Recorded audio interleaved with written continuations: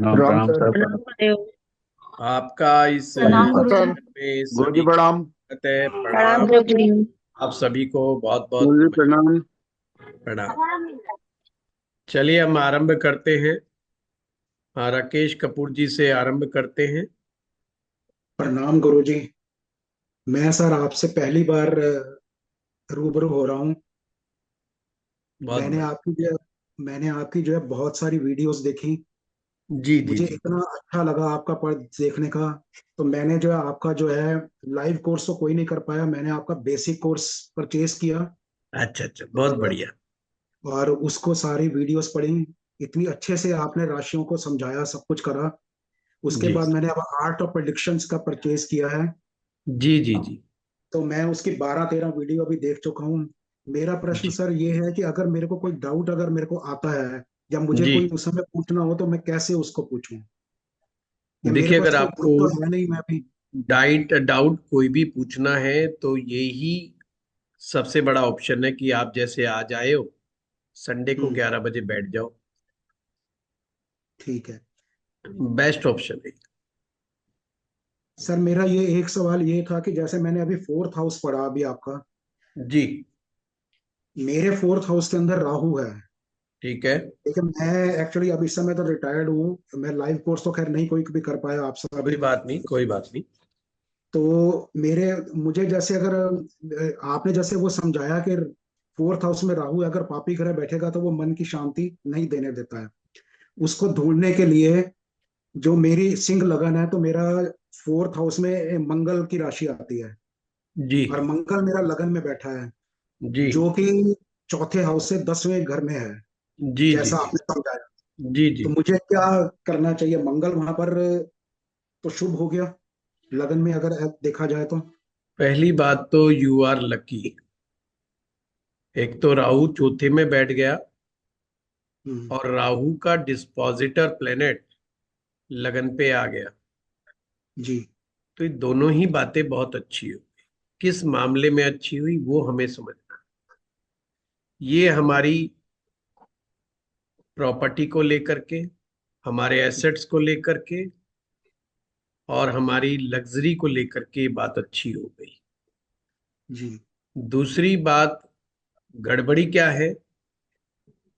गड़बड़ी ये है कि हमारा फोर्थ हाउस सुख है जी। और राहु की एक आदत है कि जिस स्थान पर भी वो बैठेगा उस हाउस को गुमराह करता है। जी। गुमराह करने का तात्पर्य है कि अगर वो अच्छे स्थान पे भी बैठेगा तो आदमी को गुमराह कर देता है। तो व्यक्ति का सच्चा सुख कहाँ छिपा हुआ है, वो उस चीज को कभी फील नहीं कर पाता, जी। या अपने आप को कुछ ज्यादा ही वो समझने लगता है मन से कि मेरे पास तो बहुत पैसा है। तो यार दो कंडीशन में रहेगा वो। या तो उसको लगेगा मेरे पास बहुत पैसा है, या उसको लगेगा मेरे पास कुछ भी नहीं है। जी। जो मैं अचीव कर सकता था वो तो मैंने लाइफ में किया ही नहीं। या तो सुख की अनुभूति नहीं होगी, या फिर बहुत ज्यादा सुख की अनुभूति होगी। और इतनी सुख की अनुभूति होगी कि हमारे मन में ख्याल आएगा कि पैसा कहीं को कमाए। पर ये उसी केस में होगा अगर प्रॉपर्टी पीछे से मिली है तो, बाप दादाओं से मिली है तो नहीं उसके सर। दिमाग में आएगा कमाने की कोई जरूरत नहीं है यार, इतना पैसा है तो सही एंजॉय करो। तो सारे उसको कहेंगे भाई ऐसे एंजॉय करता रहा तो एक दिन सब कुछ डुबो देगा। जी। पर उसको लगता है ये मैं कभी नहीं डूबने वाला, मेरे पास जो एसेट्स हैं वो नेवर एंडिंग है। तो ये वहम हो गया ना। तो राहु ने वहम पैदा कर दिया। स्टूडेंट प्रश्न कर सकते हैं कि अगर तीसरे भाव में होगा तो वहां तो बहुत अच्छा है, वहां भी बहुत बड़ा वहम पैदा हो जाता है। राहु तीसरे में, यानी कि पराक्रम के घर में है। वो व्यक्ति या तो अपने आप को बहुत बड़ा पराक्रमी समझने लग जाता है, या उसको लगता है तेरे पास कोई पावर नहीं है। राहु का मकसद है बंदे को बैलेंस ना रहने देना। वो बैलेंस में गड़बड़ी करता है। डिस्पोजिटर उस हाउस के होने वाले नुकसानों से बचाने का काम करता है। जी। अगर डिस्पोजिटर वेल प्लेस्ड है तो जो भी नुकसान हमें समझ में आ रहे हैं हाँ। उनसे बचाने का काम करता है। ठीक। ठीक है। मैंने मेरे पास वैसे कुछ भी नहीं मिला, जो कुछ भी मैंने किया भगवान की दया से सब मुझे सब कुछ मिला, और अपनी कमाई से मिला जो कुछ भी मिला। राकेश जी, मैं एक यहाँ पे बता दूं, हम किसी की पर्सनल कंसल्टेशन नहीं देते। जी। मैंने दो बातें बताई हैं आप, मैंने एक नहीं बताई है। ठीक है सर। मैंने हमेशा ये कहा, मैंने क्या कहा है, ये अनबैलेंस बनाने का काम करता है। या तो व्यक्ति को लगता है मेरे पास बहुत ज्यादा है, या व्यक्ति को लगता है मेरे पास बहुत कम है। नंबर दो पे, या तो व्यक्ति को लगेगा मुझे सारा दिन दिन रात अपना सुख खराब करके सुबह से शाम तक गधे की तरह कमाना है, क्योंकि मुझे पैसा जुटाना है, मुझे प्रॉपर्टी बनानी है, मुझे एसेट्स बनानी है। या मैंने शब्द लगाया या वो कहेगा कमाने की कोई जरूरत ही नहीं है, जो पड़ा हुआ है उसको कमाओ, उसको खर्च लो। पर मैंने फिर ठीक। कहा ये वो लोग होंगे जो ऐसा सोचते हैं जिनको पीछे से मिला है। जी। पूरी बात सुनेंगे तो आपको पता चल जाएगा, मैंने ये नहीं कहा कि आपको पिताजी से मिला है। जी। पिताजी का हाउस अलग है, फोर्थ हाउस से पिताजी नहीं आते, तो मैं ऐसी बात कह ठीक ही है नहीं सर। सकता। ज्योतिष ठीक। एक साइंटिफिक या सिस्टेमेटिक, कुछ भी कह लो आप, सब्जेक्ट इसीलिए है कि यहाँ पर बिना लॉजिक के बात ही नहीं करनी चाहिए। अगर कई बार लोगों को वहम अक्सर होते हैं रतन डालने के बाद, कि मैंने फलाना रतन डाला था, मेरा फलाना नुकसान हो गया। रतन किसी और ने डलवाए होते हैं, फिर भी मैं उनको एक बात कहता हूं, ऐसा कैसे पॉसिबल है? क्योंकि जो तेरा नुकसान हुआ, उस नुकसान से इस ग्रह का तो कोई संबंध ही नहीं था जो तू रतन पहन के घूम रहा है, और अगले को हो गया वहम। तो वहम को तोड़ने का विज्ञान ज्योतिष है, और वो जब ही हो पाएगा ये संभव, जब हम अपने सूत्रों के साथ लॉजिकली बाइंड रहेंगे। और ये जहन, ये दिमाग हर विद्यार्थी में होना चाहिए। ये नहीं कि किसी ने कहा और मान लिया कि साहब मेरा तो पेट दर्द चल रहा है 3 दिन से, क्योंकि मैंने मोती धारण कर लिया था, या मूंगा धारण कर लिया था, या नीलम धारण कर लिया था। देखो तो सही उस ग्रह की कोई दृष्टि, कोई संबंध, कोई लेना देना है भी कि नहीं है, या सामने वाले ने मान लिया और तुमने भी समझ लिया हाँ भाई हो गया होगा। तो ये वेग चीजें नहीं करनी है। ठीक है, धन्यवाद सर। हाँ सुब्रतो जी। गुरु जी प्रणाम। प्रणाम। अ, बस एक एक तो डाउट है, ये डेबिलिटेटेड प्लैनेट्स वीक होता है कि अशुभ होता है, ये तो एक क्वेश्चन था। कोई बोलता है वीक होता है, उसका रत्न दे देते हैं, और कोई पहली बोलते हैं बात वो तो, अशुभ होता है। डेबिलेशन का अर्थ ही है वीक। अच्छा। वीक होना और अशुभ होना दोनों अलग अलग चीज। हम्म। कर्क लगन में, लगन में ही मंगल नीच का बैठ जाए, हम्म। और नीच का तो हो गया, तो आप ये कह सकते हैं कि कमजोर हो गया। पर जब हम्म। अशुभता की बात आएगी आप उसे अशुभ कह ही नहीं सकते, हम्म। क्योंकि कर्क लगन वालों के लिए मंगल महायोगकारी, यानी कि most hmm. Favourable planet. Hmm. Hmm. वो उसके पिता का कारक है, वो उसकी संतान का कारक है, वो उसके प्रेम का कारक है, वो उसके रोजगार का कारक है। प्रेम और रोजगार, या सम्मान कह लो आप, सफलता कह लो आप, दसम भाव से आती है, वो उसके लिए अशुभ कैसे हो सकती? अशुभ नहीं हो सकती। आपने ये कहना पड़ेगा ग्रह बहुत शुभ है पर बेचारा कमजोर है। अब बात यहाँ खत्म नहीं होती। वैदिक ज्योतिष में फर्दर इन्वेस्टिगेट कीजिए, हम्म क्या कोई ऐसी ताकत कुंडली में है जो उसको मदद करने को तैयार है। हम्म तो सबसे पहले हमें देखना होता है कि ग्रह जिस राशि में नीच का हुआ हम्म उसका राशिनाथ की ताकत क्या है, हम्म अर्थात चंद्रमा। हम्म कर्क राशि में नीच का हुआ तो हम्म उसका राशिनाथ चंद्रमा हुआ कर्क राशि में, हम्म हम्म और उसको बिठा दो 11वें भाव में, वो हो गया उच्च का। हम्म चंद्रमा उच्च का हो गया, नीच भंग। हम्म अब ना ग्रह कमजोर बचा और ना हम्म अशुभ बचा। हम्म ज्योतिष में कभी भी वन लाइनर जो डायलॉग होते हैं काम नहीं करते, हम्म वन लाइनर सूत्र काम नहीं करते कि मैं कह दूं कि साहब नीच का है वो अशुभ है। बेसिक पढ़ा रहा हूं तो मैं ये बात कह सकता हूं कि जो नीच का ग्रह है वो अशुभ है, उच्च का ग्रह है वो शुभ है। अब कुंडली में शुभ ग्रह बैठा हुआ है, मान लीजिए तुला राशि में शनि बैठे, उच्च के बैठे और केंद्र में भी बैठे। अब उसका कंसेप्ट ये कहता है कि तुला राशि का स्वामी यानी कि शुक्र, अब वो मान लो नीच राशि में चले गए।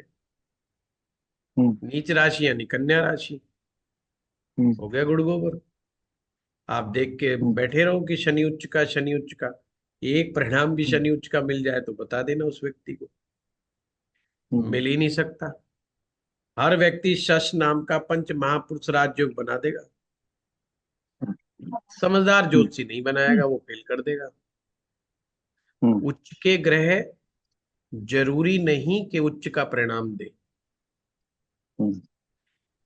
आवश्यकता है फर्दर इन्वेस्टिगेट करने की। क्या उच्च का ग्रह उच्च के बराबर है, या वो अपनी ताकत को मेंटेन कर रहा है। अब बात ये तो D1 तक की थी, पर बात तो यहाँ भी खत्म नहीं होती। वैदिक ज्योतिष कहता है फर्दर इन्वेस्टिगेट करो D9 में जा करके, कि D9 में भी वो ग्रह अपनी डिग्निटी को मेंटेन कर रहा है या नहीं कर रहा है। पता लगा हाँ जी कर रहा है। अब फिर क्वेश्चन उठता है कितनी कर रहा है। डिग्निटी तो है, पर कितनी, how much, means a strength of a planet, how much. अब बात यहां भी खत्म नहीं। फिर जाओ D27 चार्ट में, वहां देखो कि डिग्निटी कितनी मेंटेन कर रहा है, कितनी उसने रियल स्ट्रेंथ गेन की है। फिर आप जिस निष्कर्ष पर पहुंचेंगे वो बहुत एक्यूरेट पहुंचेंगे। ठीक है, तो सुब्रतो गुरु जी साहब मेरा जो हाँ हाँ गुरु जी, एक और सवाल था। जब हम दशा एनालाइज करते हैं तो हम लोग दशा लगन टेक्निक फॉलो करते हैं। उसमें दशानाथ जो है उसको हम लगन बना देते हैं और उसके हिसाब से हम बनाना नहीं होता सुब्रतो जी, ये समझाने का एक तरीका है। जैसे हाँ हाँ हाँ हाँ स्टूडेंट हाँ को एक समझाने के लिए हम कह देते हैं ना, माला माना मूलधन 100 रुपए। अब 100 रुपए वहां मूलधन थोड़ी हम्म होता है, हम्म हम्म हम्म, लगन हम्म, कुछ नहीं। मैंने ये मैंने वही बेसिक बोलते स्टूडेंट हूँ। को, बेसिक स्टूडेंट को कुंडली को घुमाना नहीं आता, दिमाग में एकदम से घूम नहीं पाती। हम्म, इसलिए हम्म, वे कुछ शॉर्टकट तरीके से समझाने का एक हम्म। तरीका। हाँ, तो नहीं लगन नहीं, वो तो मैं समझ गया। तो उसमें क्या होता है, अंतर्दशा प्लेनेट को देखा जाता है। अगर अंतर्दशा प्लेनेट 6 या 12 में हो जाता है दशानाथ से, तो हम कह सकते हैं कि वो दशा खराब जाएगा, वो इफेक्टिव भी होता है। तो और मुझे यही पूछना है कि कभी कभी आपने दशानाथ कौन को सा हम कौन सा कौन सा कोर्स कर रहे हो, ताकि मैं समझ पाऊं मुझे किस हिसाब से जवाब देना है। नहीं नहीं, मैं तो आपका पितृदोष वाला पूरा सीरीज लिया था नहीं नहीं, फिर और फिर वेल्थ आप वाला एक सीरीज लिया बार था। एक बार हमारा वो एडवांस एस्ट्रोलॉजी वाला कोर्स कीजिए, फिर आप अच्छा अच्छा। क्वेश्चन को राइट वे में समझ पाएंगे, है ना। अच्छा ठीक है, ठीक अभी ठीक नहीं है। तो मैं भी गोल गोल घूमूंगा, आप भी गोल गोल घूमेंगे, कोई फायदा ही नहीं है। ठीक है गुरु, ठीक है गुरु। हाँ चारू राठी जी। प्रणाम गुरुजी। अ, प्रणाम। हाँ गुरुजी, मैं ये एक बात कहना चाह रही थी कि ये डिविजनल चार्ट वाले कोर्स में जितनी बार भी मैंने D10 चार्ट सुना है ना, हर बार एक हम्म, नई चीज समझ में आती है। मतलब इतना उसमें इतना ज्ञान है कि आप एक बार में नहीं समझ सकते हैं। 3-4 बार जी जब तक एक क्लास को ना सुना जाए तब तक चीजें समझ में नहीं आएंगी। और मुझे जी वाकई में काफी चीजें समझ में आई हैं।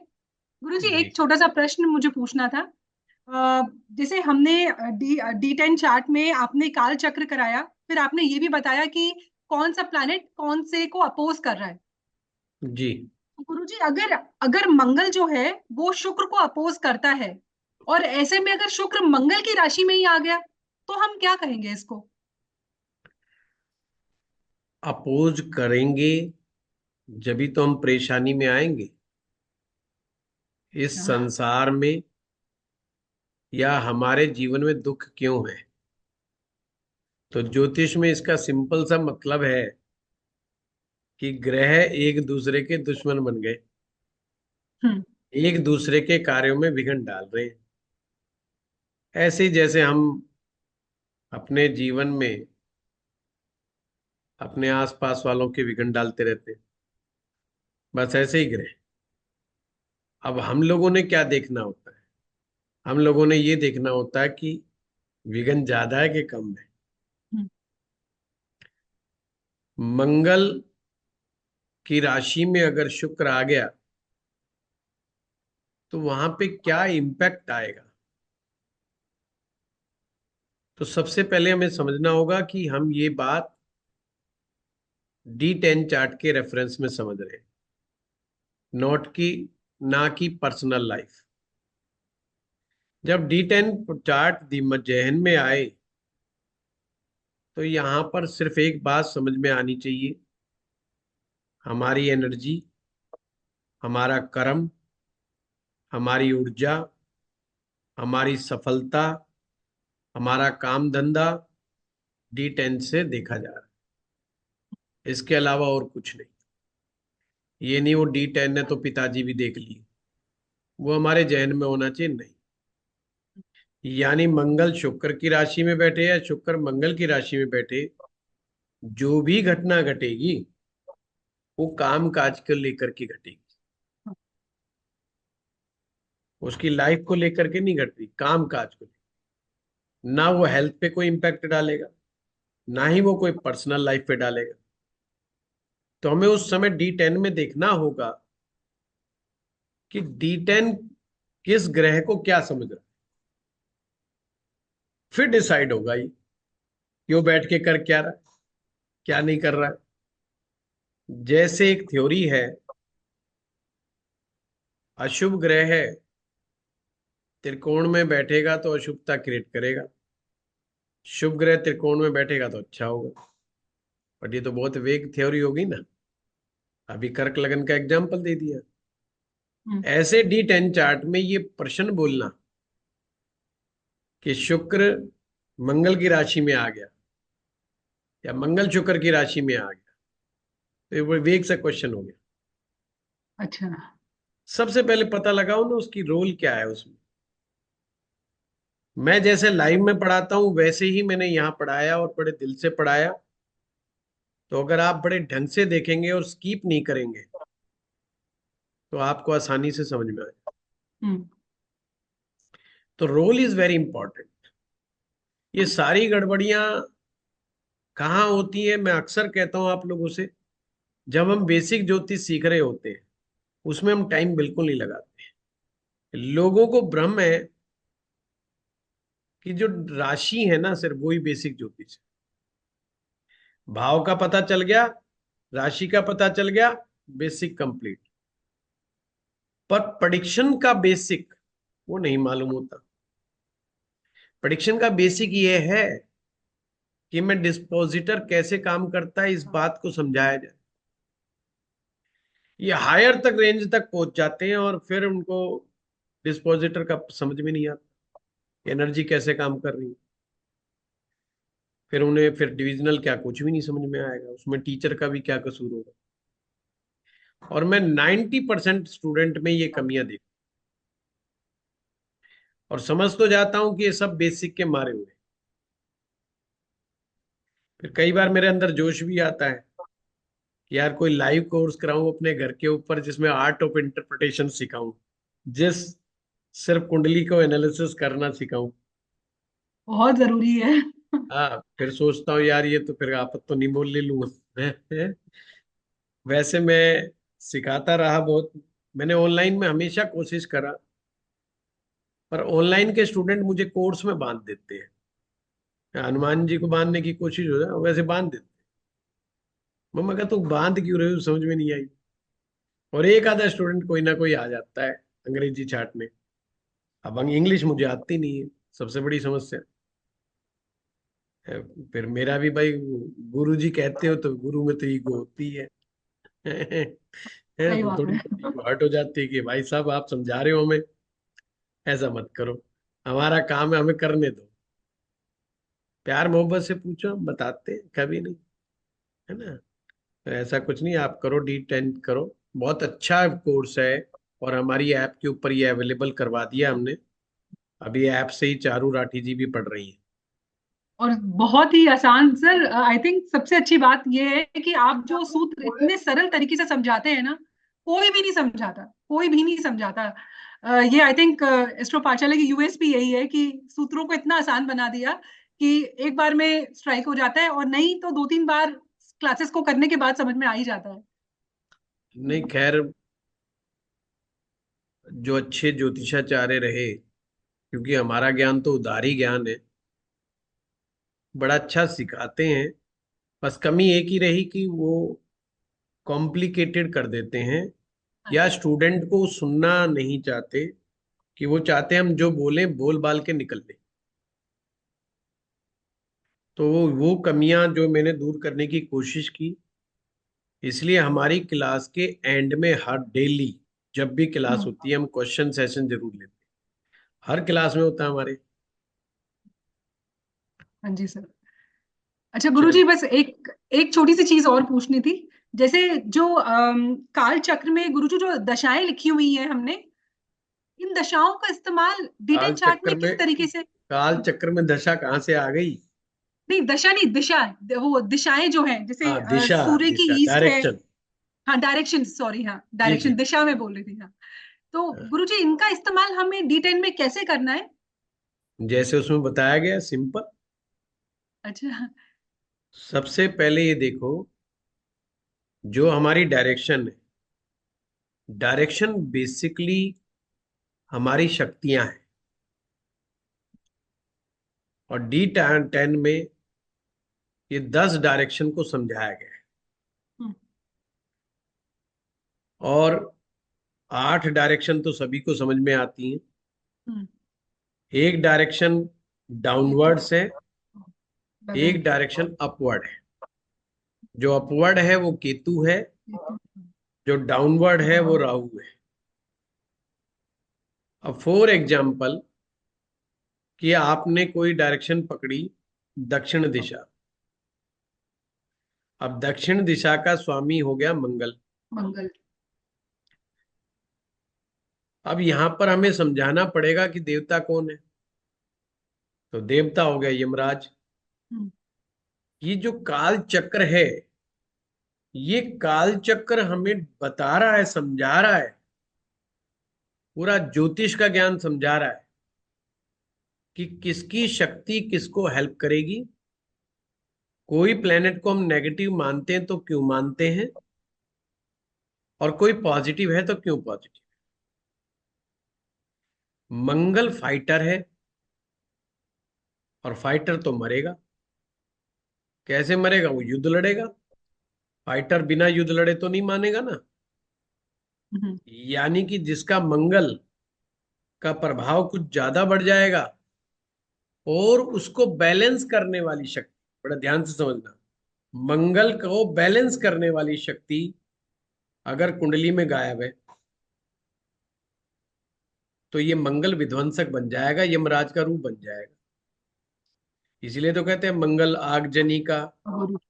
एक्सीडेंट्स का, मर्डर का, चीर फाड़ का, अंग भंग का, मार पिटाई का, मुकदमे का, गोलीबारी का, चाकूबाजी का इनका प्लेनेट है। अब इसको बैलेंस करेंगे तो बात बनेगी। इवन जितने भी रेप होते हैं उसके पीछे मंगल शामिल होता है। जितनी भी विध्वंसकारी घटनाएं होती हैं मानव के प्रति, उसमें मंगल शामिल होता है। तो यानी ये साक्षात यमराज का स्वरूप है, क्योंकि ये दक्षिण दिशा का स्वामी है। और हमारे सनातन धर्म में तो जब आदमी मरता है तो वैसे ही उसका दक्षिण की तरफ कर दिया जाता है कि चलो दक्षिण की ओर। और हमारे पितृ देवताओं को भी दक्षिण की तरफ मुंह करके ही याद किया जाता है। मान्यता है कि जो भी मरता है दक्षिण की तरफ जाता है, तो हमारे पितृ भी दक्षिण में ही। तो जो हमारी परंपराएं हैं वो सभी परंपराएं ज्योतिष के अधीन है, ज्योतिष के साथ ताल्लुक रखती है। अब उसका अपोज कौन करेगा उस प्लेनेट, मंगल का अपोज कौन करेगा? गुरु गुरु अपोज थोड़ी करेगा, कंट्रोल राहु करेगा। राहु शांत करेगा मंगल गुरु हाँ तो। अच्छा, हाँ चांद, हाँ हाँ, अपोज। अपोज, अपोज का हाँ राहु मतलब करेगा। होता है उसकी एनर्जी निकाल दी आपने। शुक्र सर। शुक्र, वेरी गुड। शुक्र, हाँ। शुक्र कैसे करेगा? शुक्र को क्या कहा गया है? शुक्र तो एक सुंदर, शांत, सुशील, 16 श्रृंगार युक्त महिला है। हम्म, और महिला कभी नहीं चाहती कि उसका पति लड़ाई झगड़े में जाए।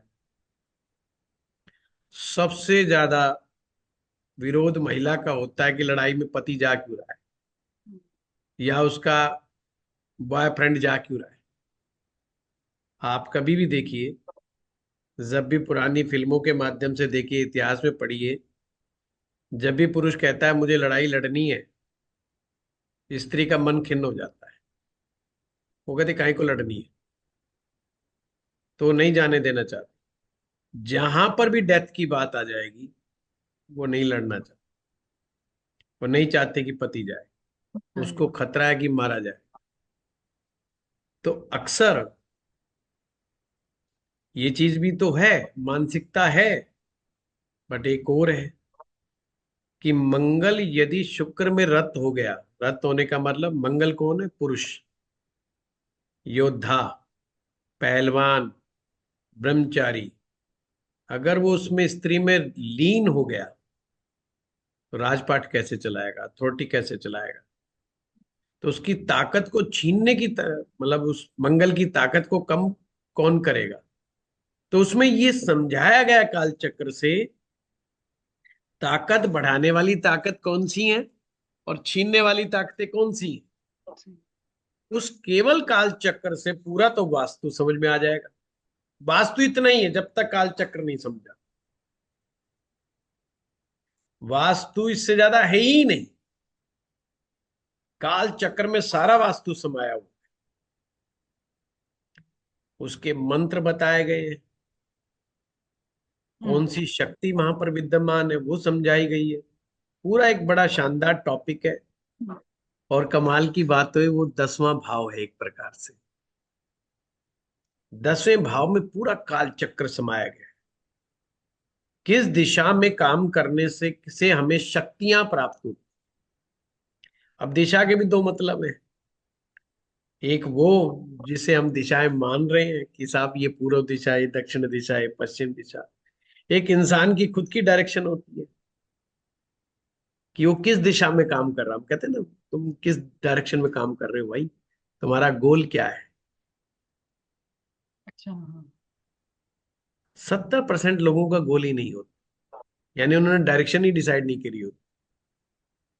मैक्सिमम लोग इस डायलेमा में होते हैं 50 साल की उम्र तक भी, कि हम सही काम कर रहे हैं कि गलत कर रहे हैं।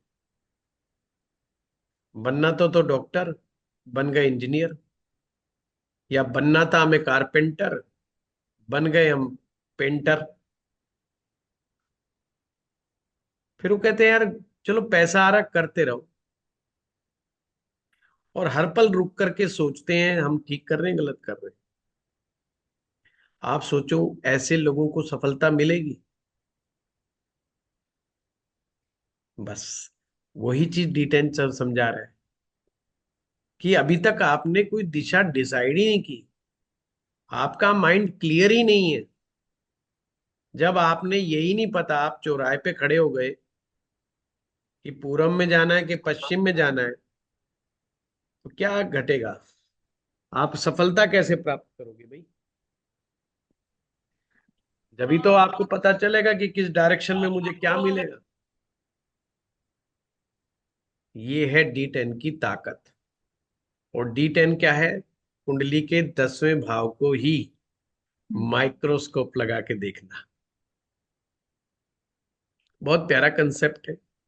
और यही सेम टॉपिक, आप हंसेंगे, मैंने वास्तु की क्लास में पढ़ाया है। सेम टॉपिक, मतलब उसी से वास्तु समझा दिया है। और वो भी लोगों ने बड़ी लाइक करी। और काल चक्र होता है, एक दिक् चक्र होता है। दिक् का मतलब दिशा का चक्र। मैंने मुझे एक शॉल कोई स्टूडेंट दे गया था, तो बोले जी आज की क्लास आप व्हाइट कलर की शॉल लेके पहनो, वो करवाओगे। तो उसके बचा मान सम्मान को बढ़ाने के लिए मैंने वो व्हाइट शॉल रखी हुई है मैंने कंधे पर। तो वो वाला वास्तु का वीडियो देखना, वो यूट्यूब पर अवेलेबल है। अब नाम किस नाम से मैं भूल गया, पुराना वीडियो है। तो जो लोग समझना चाहते हैं वो वहां से भी देख सकते हैं, जिसकी चारू जी बात कर रही हैं। क्योंकि D10 का हमने ये वाला वीडियो उस पे तो नहीं डाला। नहीं है। हाँ, चलिए रोमित जी। धन्यवाद गुरुजी। हाँ, प्रणाम गुरुजी। मैं आपकी यूट्यूब का बहुत सारा वीडियो देखा हूँ, और आपका जो आर्ट ऑफ प्रेडिक्शन वाला कोर्स वो भी गो थ्रू कर रहा हूँ ऑलमोस्ट। सभी वीडियोस देखा हूँ वहाँ पे भी। तो मेरा एक डाउट है। ये डाउट है कि ये जो चलित चार्ट है, इस पे हम लोग कैसे प्रेडिक्शन करें। और मैं एक चार्ट एनालाइज कर रहा था, जैसे कि मेष लगन की कुंडली है, अ, सूर्य रोमित सप्तम में बैठा रोमित है। मैं आपको रोक रहा हूँ। पहले तो मुझे ही चलित चार्ट से मुझे खुद को कुंडली नहीं देखनी आती, तो मैं अच्छा आपको इस मैटर पे क्या आंसर दूंगा? अच्छा अच्छा। क्या आपने मेरा वीडियो चलित पर देखा? नहीं, उसीलिए मेरे को कंफ्यूजन और हो रहा था कि नहीं, वो देखोगे कैसे कैसे, देखोगे कैसे, मुझे ही नहीं हाँ। आता। अच्छा। हाँ, तो मुझे जब तो नहीं आता तो मैं आपको क्या बताऊंगा?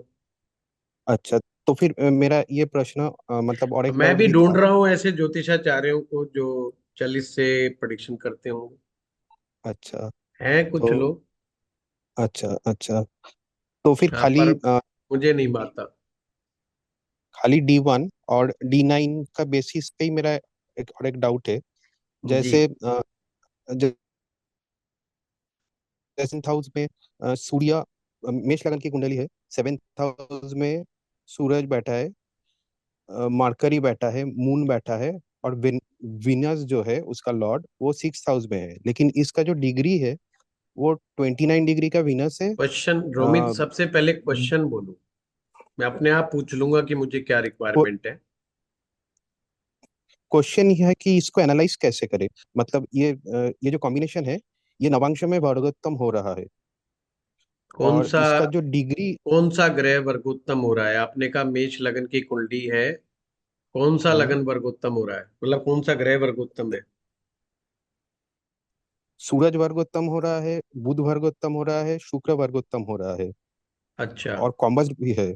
और डिग्री अगर मैं ठीक है। बताऊँ तो, हाँ, डिग्री डिग्री अगर नहीं मैं। बतानी, मैं अच्छा, पूछूंगा तो आपने बोलना है। ठीक है ठीक है। पहली बात तो आपने डायरेक्शन नहीं दी। डायरेक्शन आपको ये पूछनी चाहिए थी कि व्हाट अबाउट द मैरिज, हाँ क्योंकि हाँ। सेवंथ में बैठा हुआ है। हम्म। और मैरिज का लॉर्ड जो शुक्र है वो छठे भाव में बैठ गया। हम्म। अब आप बताइए, क्या शुक्र वर्गोत्तम है नवमांश में? हाँ, नवांश में वर्गोत्तम है। नीच का वर्गोत्तम है। नीच का वर्गोत्तम है। हाँ, तो ये बताइए कि ग्रह नीच का वर्गोत्तम है, हाँ। क्लैरिटी हुई? हम्म। वर्गोत्तम मत बोलिए, सामने वाला हम्म। कंफ्यूज हो जाएगा, वो कहेगा बहुत हम्म। बढ़िया है, मजा आ गया यहाँ तो। हम्म। जिसकी बेचारे की मैरिज लाइफ है वो हम्म। कह रहेगा बैंड बजा पड़ा है, यहाँ पे तुम कह रहे हो मजा आ रहा है। हम्म। नीच वर्गोत्तम को बहुत अप्रिशिएट नहीं किया गया। नीच वर्गोत्तम भी तकलीफ देता है, पर एक एज तक देता है, और पहला परिणाम वो नीचत्व का देगा, फिर एक एज के बाद वो ठीक ठाक सा बैलेंस सा परिणाम देना शुरू कर। समझ गए बात को? नीच का हाँ। वर्गोत्तम का क्या मतलब हुआ? जो भी ग्रह नीच का हो जाता है वो रिलेशनशिप के मैटर में और हेल्थ के मैटर में नीच भंग हो जाने पर भी, या नीच का वर्गोत्तम हो जाने पर भी रिलीफ नहीं देता। उससे परेशानियां आनी ही आनी है, उसको नहीं रोका जा सकता। जब आप वर्गोत्तम की बात करते हो, इसका मतलब ये है कि उस ग्रह में ताकत है। अब यहां सूरज भी नीच का है, आप कह रहे हो वो भी वर्गोत्तम है, हम्म। तो इसका मतलब वो भी नीच का वर्गोत्तम है, वो भी मैरिज के अंदर कोई हेल्प नहीं कर रहा। और वो वैसे भी नहीं करता, अगर पावरफुल होता तो भी नहीं करता, क्योंकि सूरज तो यहाँ हेल्प करता ही नहीं है। सूरज सप्तम भाव में का मतलब सीधा सीधा है, बंदा अपने आप को बहुत बड़ा कुछ समझता है, बहुत इंटेलिजेंट समझता है, बहुत ईगो फील होता है, और अपनी वाइफ को नहीं समझ पाता। हमेशा वो वाइफ को बेवकूफ समझता है, और वाइफ ढंग से डेंट मारती है मौका आने पर, और उसको कहती है तू महाबेवकूफ है। ऐसा वो खुद फील करता है फिर, कि वास्तव में महाबेवकूफ हूँ। जिस महिला को मैं बेवकूफ समझ रहा था उसने मुझे अच्छे ढंग से चूना लगा, तो फिर उसके कंसेप्ट बदलने लगते हैं कि हम्म। ऐसा नहीं है कि महिलाएं बेवकूफ हैं। फिर उनको आंखें खुलती हैं, फिर वो थोड़ा थोड़ा नारी शक्ति को समझने लगता है। सप्तम सूर्य का मतलब ही नारी शक्ति को पहचान नहीं पाए। सप्तम के सूर्य का मतलब ही है कि वो विवाह को नहीं पहचान पा रहा। शादी क्या है, शादी का उद्देश्य क्या है, उसे मालूम ही नहीं है। वो खुद ही से ही उद्देश्य बना के बैठा हुआ है। उसने बचपन से जो सीन देखे हैं, उसने एक दिमाग में जहन में एक फिल्म बना ली, एक पिक्चर बना ली, कि मैं उठूंगा सुबह सुबह, पत्नी आएगी, चाय पिलाएगी, पैर दबाएगी, शाम को दो डांट मारूंगा, बेचारी फिर भी मेरे आगे पीछे फिरेगी। और जो जैसे ही शादी में जाता है, उसके बाद उसको जो दिव्य ज्ञान प्राप्त होना शुरू होता है, फिर कहता है ये क्या हो गया। तो कहाँ मदद कर रहा है बुध? और बताओ कौन सा ग्रह है? बुध भी वर्गोत्तम है, हाँ, वही तो गुरु भी सप्तम भाव सप्तम में। में बैठा है। हाँ। हाँ। गुरु नहीं, बुध बुध। हाँ, बुध भी वर्गोत्तम है, हाँ। तुला राशि का। हम्म। ये वर्गोत्तम है, बस ये कह रहा है you are intelligent person, you are intelligent person. किताबी ज्ञान बड़े ढंग से प्राप्त करोगे, दिव्य ज्ञान बुढ़ापे में प्राप्त करोगे, भरी जवानी में वो भी नहीं। लॉजिकल ब्रेन है, साइंटिफिक ब्रेन है। इसका मतलब सिंपल इतना है, वो मैरिज में इतना करेगा कि जब ठोकर लगेगी तो अकल आएगी, अकल आएगी तो हम सुधरेंगे। बस बस ये कि सुधर जाएंगे तो गलती दोबारा नहीं करेंगे। बुद्ध हाँ, इतनी मदद कर रहा है। ठीक है, और क्या ठीक है। ग्रह था? और तो ये यही तीनों ग्रह था। और ये चंद्र बैठा है, लेकिन वो वर्गोत्तम नहीं है, वो ऐसे ही कोई सेवेंथ हाउस बात में नहीं, बैठा है। चंद्रमा भी सप्तम में बैठा है। हम्म। हाँ, बस नेगिंग नेचर, पत्नी के हम्म। पीछे ही पड़ जाएगा। ये बोतल यहाँ रखी तो क्यों रखी, और वहां रखी तो क्यों नहीं हम्म। रखी, मुझे इसका भी जवाब दो, मुझे इसका भी जवाब दो। वो ऐसे समझता है जैसे मैं ऑफिस में बैठा हूँ और अपने ऑफिस की कोई गर्ल है, उसको हम्म, पूछ रहा है अभी तक हम्म, पीपीटी क्यों नहीं बनाई, जवाब दो मुझे, है रिटर्न में लिख के दो। फिर वो समझा देती है कि मैं तेरे ऑफिस की गर्ल नहीं हूँ, है वो फाइल ही फाड़ के फेंक देती, जाओ जो करना है कर लो। बस फिर क्या, बंदे का मूड ही खराब हो रहता है। हम्म, ये सुनती सुनाती तो है नहीं मेरी। ये पूर्व जन्म के दोष है रोमित, ये कोई अच्छी बात नहीं है। हम्म, इसलिए हम पर्सनल कुंडली को डिस्कस इस सेशन में करते नहीं है। फिर भी ये कोई वर्गोत्तम के मुगालते में मत रहो। हम्म, वर्गोत्तम जिस ठीक काम में आएगा वो अलग काम। ठीक है गुरुजी।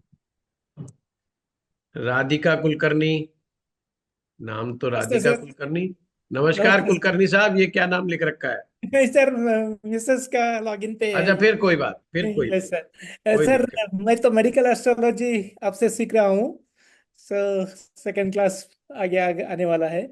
और जी, लाल किताब का कोर्स, रिकॉर्डेड कोर्स लिया हूँ मैं। बहुत वेरी मैं गुड। वो देख रहा हूँ मैं लाल किताब का। ये 11th हाउस में शनि, चंद्रमा और गुरु है, और जी तीसरे में सूर्य है। जी। तो चंद्रमा का फल कैसा मिलेगा? क्या चंद्रमा को दूसरे घर में शिफ्ट करना चाहिए अच्छे फल के लिए? हाँ बिल्कुल करना चाहिए। पहली बात तो शनि और चंद्रमा सो एक कैसा साथ आ गए करेंगे? ना। शनि और चंद्रमा, इसके लिए हमें देखना हाँ सर। होगा कि सेकंड हाउस में ले जाने के लिए हमें क्या करना होता है। कोई भी ग्रह की ताकत हाँ को गुरु। वहां पर पहुंचाने के लिए हमें मंदिर में जाना होता है। सेकंड हाउस हम्म मंदिर का स्थान है। चंद्रमा की चीजें ले जाओ और लगातार 45 दिन तक, हम्म।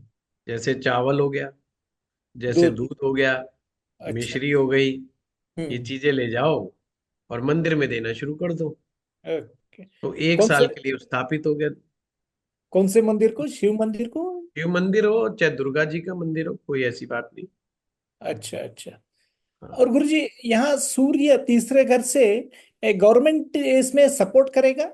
क्योंकि बिल्कुल करेगा।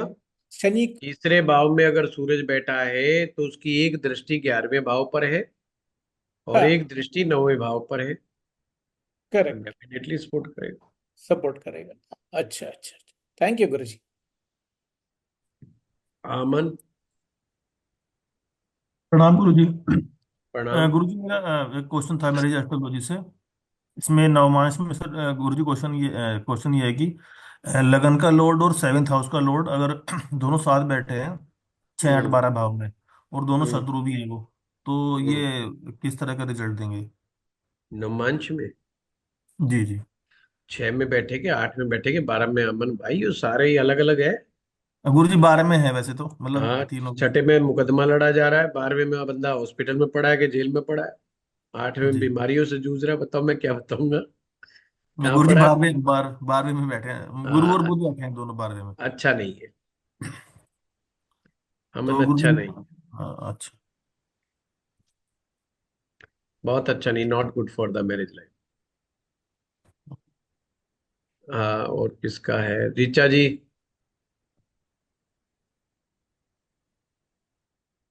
प्रणाम गुरु जी। मेरे को प्रणाम। पूछना था कि नक्षत्र का जैसे एक्सचेंज होता है, जैसे किसी का जी जुपिटर में मरकरी, मरकरी में जुपिटर, या किसी जी। ऐसे एक्सचेंज से क्या मतलब माना जाता है? बस जैसा ग्रहों में एक्सचेंज होता है ऐसे ही नक्षत्र में एक्सचेंज होता है। एक्सचेंज हम्म, का मतलब है गुणों का परिवर्तन। हम्म, अपने गुण मैं आपको दे दूं, आप मुझे अपने गुण दे दो, तो हो गया एक्सचेंज। ऐसा ही होता है ना। जैसे अक्सर पति पत्नी में भी कई बार नक्षत्र एक्सचेंज हो जाता है। जो काम पति शादी से पहले नहीं करता, वो शादी के 25 साल बाद उसको उसकी आदत पड़ जाती है। और जो पत्नी बेचारी जो शादी से पहले वो काम नहीं करती, 25 साल के बाद उसको उसके पति वाली आदत पड़ जाती है। तो हम कहते हैं देखो यार, एक दूसरे की आदत इनमें एक्सचेंज होगी। तो एक्सचेंज का मतलब गुणों में परिवर्तन। थोड़ा मैंने आपका ले लिया, आपका हमने ले लिया। ऐसे ही हर नक्षत्र के कुछ गुण, स्वभाव, प्रकृति होती है, सर्टेन बिहेवियर होता है। हम्म। जब एक्सचेंज होता है तो वो आपस में ट्रांसफर हो जाता जस्ट इतना ही। तो गुरु जी डिविजनल चार्ट का मैं उसमें से ले सकती हूँ जो आपकी ऐप हाँ, ले लो है, बिल्कुल ले लो। क्योंकि मुझे बहुत मन है अच्छे से करने का। ठीक है। हाँ बिल्कुल आप लीजिए, ऐप पे ऊपर अवेलेबल है। आप और कर रहे हैं अभी स्टार्ट? नहीं तो अगर आप स्टार्ट कर रहे हैं तो फिर वो भी नहीं कर नहीं सकते ऋचा हैं। जी, मेरे भरोसे मत अभी बैठना, क्योंकि अभी तो डिविजनल चार्ट करवाया ही हम्म, है ना। अभी तो हमने ये हाथ में लिया हुआ, ये अपना नया कोर्स हाथ में ले रखा है अभी तो। मेडिकल। अभी तो मेडिकल वाला ले रखा है, अभी तो बात बीमारियों की चलेगी। उसके ठीक है। बाद देखते हैं कि क्या कोर्स लेके आते हैं, क्या अभी तक नहीं करवाया गया था। बाकी हमारे मनोज कुमार भंडारी जी मैरिज एस्ट्रोलॉजी का कोर्स लेकर के आए हैं। अगर हम्म, आपने मैरिज एस्ट्रोलॉजी का कोर्स सीखना है तो आप लोग ज्वाइन करिए एस्ट्रो पाठशाला में। ठीक है। ठीक है गुरु जी। हाँ, सन्नी कुमार दुबे। प्रणाम गुरुजी। प्रणाम। सर ये पूछना था कि जैसे अगर जब ज्यादा ग्रहों का कॉम्बिनेशन होता है तो उसको कैसे फलित करें। कभी कभी कुछ कुछ कुंडलियों में 4 ग्रह भी हो सकते हैं, ज्यादा कभी की कोई 5 भी होते हैं। डेफिनेशन नहीं ना सन्नी। बता, मैं ज्यादा किसको मानूं? मैं 3 को मानूंगे, 5 को मानूंगे, 6 को मानूं? सर ये कंफ्यूजन होता है मुझे कि जैसे इनका फलित कैसे किया सन्नी, जाए। कंफ्यूज वाला तो क्वेश्चन ही पूछ रहे हो मेरे भैया। क्वेश्चन ही कंफ्यूजन वाला है। इसे बोलते हैं हाइपोथेटिकल क्वेश्चंस। हाइपोथेटिकल का आंसर भी हाइपोथेटिकल ही होगा। क्वेश्चन सही बनाओ। ज्यादा ग्रह या कम ग्रह कोई क्वेश्चन नहीं होता ज्योतिष में। जब हम ये कहते हैं साइंस है, तो अपन क्या कह सकते हैं? अपने को तो साइंस का मतलब है कि 2 को 5 से गुणा करो जी, कितने आएंगे तो जवाब आएगा। सर जैसे कि अगर किसी राशि में मान लो 3 या 4 ग्रह बैठे हुए हैं तो कौन सा ग्रह ज्यादा इफेक्टिव होगा। फिर कंफ्यूज हो सन्नी। उसको कैसे। मेरे से लाइव कोर्स नहीं करा लगता है आपने। हाँ सर, लाइव कोर्स नहीं किया। हाँ जब ही तो, नहीं तो डांट टिक लेती अब तक तो 3-4 बार। 3 या 4 क्यों बोल रहे हो? या तो 3 बोलो या 4 बोलो, सीधा कहो कि मेरी कुंडली है या पड़ोसी की कुंडली है, जिससे क्लैरिटी आपको मिलेगी ही नहीं। और 3 है तो कौन सा 3 है? और चार सूर्य, 4 ग्रह हैं गुरुजी। सूर्य बुध और मंगल बैठे हुए हैं, तो इसका कॉम्बिनेशन अलग है। अब इस सूर्य मंगल बुध में बैठा है एक राहु, और घुसेड़ दूं मैं, और सारा गुड़ गोबर कर देगा अकेला ही। अकेला ही राहु सारा गुड़ गोबर कर देगा, तो इसका आंसर बन ही नहीं सकता। गुरुजी मेरा मेरा प्रश्न ये है कि जैसे सपोज दैट मैं आपको एक एग्जांपल देता हूँ। जैसे मान लो राहु बुध शुक्र और मान लो बृहस्पति बैठा हुआ है। अब इन चारों ग्रहों में मान लो किसी ग्रह की महादशा चल रही है, तो हमें ये कैसे पता पड़ेगा कि मतलब अ, उसकी महादशा में कौन सा ग्रह ज्यादा अच्छा फल देगा। आपने हमारा कौन सा कोर्स कर रहे हो आप ऐप में? सर ये बेसिक एस्ट्रोलॉजी का। हाँ नहीं, फिर ये क्वेश्चन आगे एडवांस लेवल का है, अभी आपको फिर समझ में भी नहीं आएगा। इसके बाद आप एडवांस एस्ट्रोलॉजी करना, फिर आपको समझ में आएगा। Okay sir, thank you. ठीक है। अनिल शर्मा जी। प्रणाम गुरु जी। प्रणाम। गुरु जी मेरा सवाल ये था कि मेरे पास एक कुंडली है तुला लगन की, और ठीक है। मंगल दशम दशम भाव में बैठा हुआ है। शनि की 7वीं दृष्टि है। सिर्फ प्रॉपर्टी के बारे में पता करना था, क्या क्या इनको नीच के मंगल के साथ प्रॉपर्टी में इन्वेस्ट करना चाहिए या नहीं करना चाहिए। तुला लगन है, मंगल दशम भाव कहाँ में बैठा मंगल है? है। दशम भाव में है। दसम और भाव में मंगल है। और शनि की 7वीं दृष्टि चल रही है। दृष्टि को छोड़ दो, ये देखो कि चंद्रमा कहाँ बैठा है। ठीक है गुरु जी। चंद्रमा 3rd भाव में बैठा हुआ हाँ, थर्ड हाउस में बैठा हुआ है। और नवमांशा में चंद्रमा कहाँ बैठा है? है। नवमांशा में गुरु जी चंद्रमा, एक मिनट बताता हूँ। नवमांशा में चंद्रमा 9वें भाव में बैठा हुआ है शुक्र के साथ। कौन सी राशि में? अ, वृश्चिक राशि में। हाँ, कमजोर है। नीच का अपने है। नाम से क्या लेना है? मकान लेना है, जमीन लेनी? मकान लेना है। मकान लेना है तो बना बनाया लेना है, अंडर कंस्ट्रक्शन प्रॉपर्टी नहीं लेनी। ठीक ठीक है गुरु जी। जो बन के तैयार है, जो कह रहा है रजिस्ट्री कल करवा लो और ये चाबी पकड़ो, और कानूनी जांच परख करके ले सकते हैं। ठीक ठीक ठीक है गुरु जी, ठीक है। धन्यवाद ठीक है, गुरु, थैंक यू थैंक यू। चलिए आप सभी लोगों के क्वेश्चन हो गए। धन्यवाद आप सभी लोगों का। प्रणाम गुरुदेव। धन्यवाद गुरु जी, धन्यवाद। प्रणाम गुरुजी, धन्यवाद। राम गुरु